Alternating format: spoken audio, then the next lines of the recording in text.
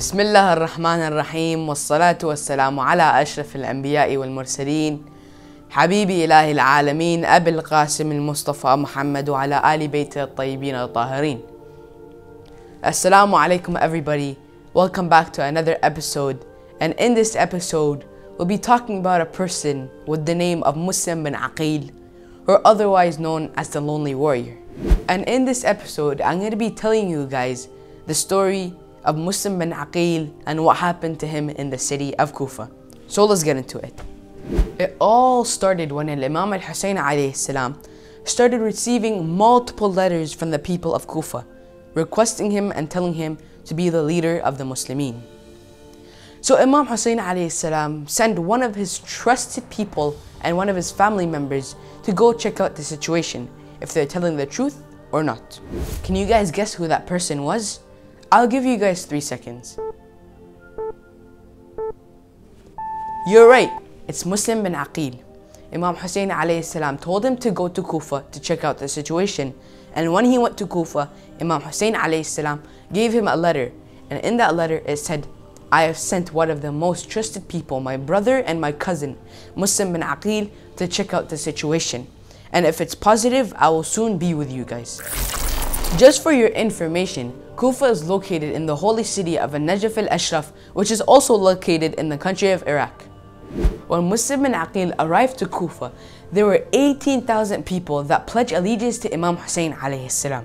So Muslim bin Aqil told Imam Hussein that the situation is positive, so he can continue on his journey to come to Kufa. When Yazid heard about this, he sent a message to the governor of Basra, Ubaydullah ibn Ziyad la'natullah alayh. He told him he wants him to go and take the position of the governor in the city of Kufa. And he said that he wants him to kill the specific person, which is Muslim bin Aqil alayhi salam.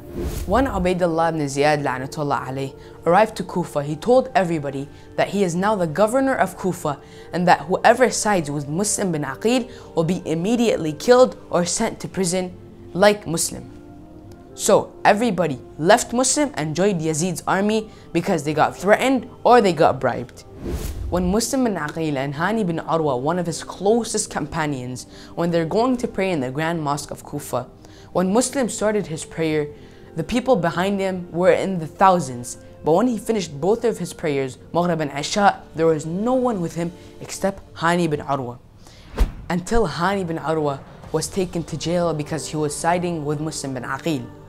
So now Muslim alayhi salam was all alone in the streets of Kufa, the dark streets of Kufa. So he had to stay in one of the citizens' house because he had nowhere to stay.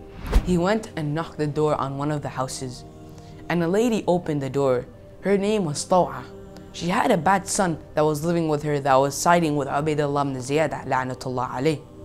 She opened the door and she said, "What are you doing here?" Muslim bin Aqil alayhi salam was thirsty. He asked her to give him a cup of water. She went and got him water, and Muslim bin Aqil drank it and said, Alhamdulillah. He said, "Can you let me stay at your house for one night?" She said, "I'm a woman and have no husband. I can't let you stay in my house." But then Muslim bin Aqil introduced himself. He said, "I am Muslim bin Aqil, the nephew of the Lion of Allah, Ali ibn Abi Talib." Then she said, "Oh my God, how am I letting you stay outside in the dark streets of Kufa by yourself without no family?"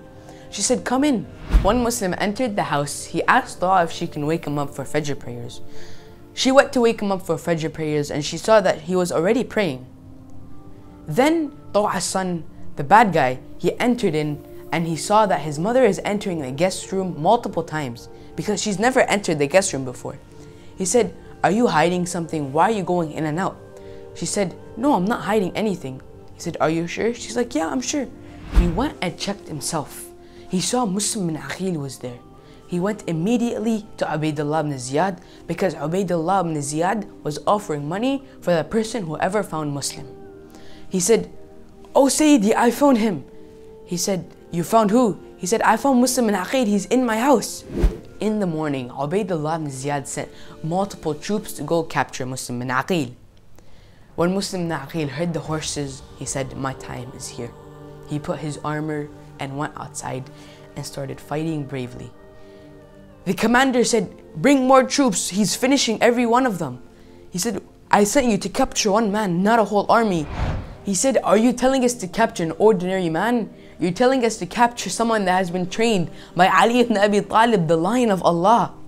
He sent more and more troops and he finished every single one of them until they dug a deep hole and Muslim fell into it.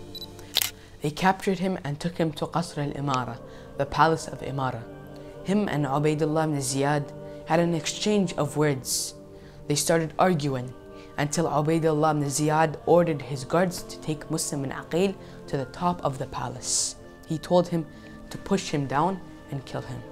Before he was pushed on the top of the palace, he asked the guard if he can pray 2 rak'ahs to Allah and send his salam to Imam Hussein alayhi salam. He prayed 2 rak'ahs and he finished them. And he finished the 2 rak'ahs and sent his salam to Imam Hussein. Then he turned his face toward the Hijaz and said, Assalamu alayka Sayyidi ya Aba Abdullah. Then they pushed him from the top of the palace and Muslim and Aqil was martyred. I hope you guys liked this episode. Inshallah, we'll see you guys on the next episode. But before I end off, I would like to ask you guys to like, subscribe, and share the video to your family members. Wassalamu alaikum wa rahmatullahi wa barakatuh.